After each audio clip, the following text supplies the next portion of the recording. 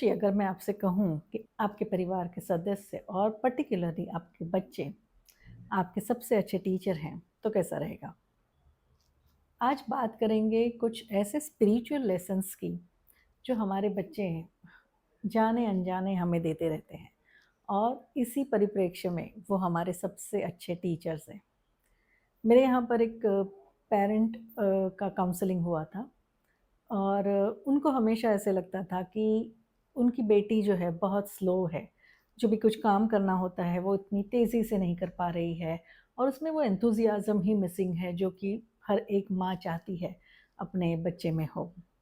तो जब ज़्यादा हमने एक्सप्लोर किया तो पता चला कि उनकी बायोग्राफ़ी में कुछ ऐसे एलिमेंट्स थे जहाँ पर उन्होंने बार-बार एक बात सुनी थी कि ज़रा जल्दी करा किया करो। इतनी स्लो करोगे काम तो आप कैसे आगे बढ़ पाओगे? किस तरह से दुनिया से तालमेल मिला के आप चलोगे?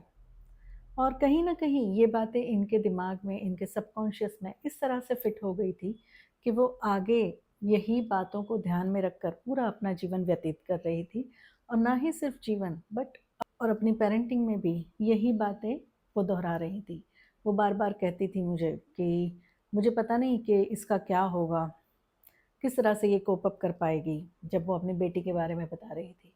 तो जब उन्होंने ये अपनी खुद की पैटर्न को देखा, जब उन्होंने देखा कि ये पैटर्न मेरे जीवन में अभी भी वैसे ही के वैसे ही चल रही है और जिसका शायद आज के ज़माने में तालमेल नहीं है, फिर भी क्योंकि वो मेरे सबकॉन्शियस में और मेरी बायोग्राफ़ी में इस तरह से बैठ गई है कि मैं अब इन्हीं तरह से चलती हूँ। और वो पैटर्न जब उन्होंने खुद अपनी एक्सप्लोर की, तब उनको समझ में आया कि कहीं न कहीं वो पैटर्न से ही उनके इस जीवन के सभी एरियाज़ चल रहे थे।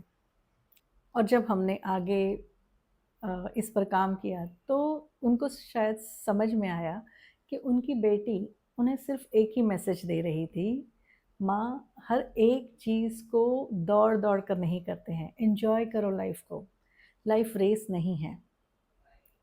सो हम पेरेंटिंग की बात करें या हम हमारे आसपास के रिश्तों की बात करें, तो हर रिश्ता और पर्टिकुलरली जब हम पेरेंटिंग की बात करते हैं, तो हमारे बच्चे, वो हमारे सबसे अच्छे टीचर्स होते हैं, जो हमारे जीवन के सबसे बड़े स्पिरिचुअल लेसन्स हमें दे रहे हैं। हमें जो करना है, वो है हमें हमारी अवेयरनेस को बढ़ाना है, हमें माइंडफुल होना है, ताकि वो अवेयरनेस के साथ हम उन लेसन्स को सीखें, आगे बढ़ें और हमारी स्पिरिचुअल जर्नी में हमारा जो आध्यात्मिक लक्ष्य है, उसकी ओर प्रवृत्त हो जाएँ, उसकी ओर आगे बढ़ें।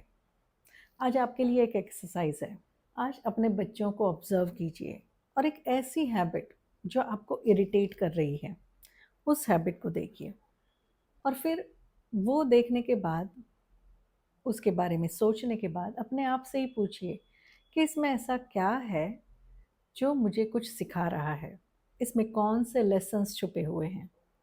आप शायद सरप्राइज़ हो जाएँगे कि आपका बच्चा शायद आपको स्पिरिचुअलिटी के सबसे बड़े सिग्नल्स दे रहा है।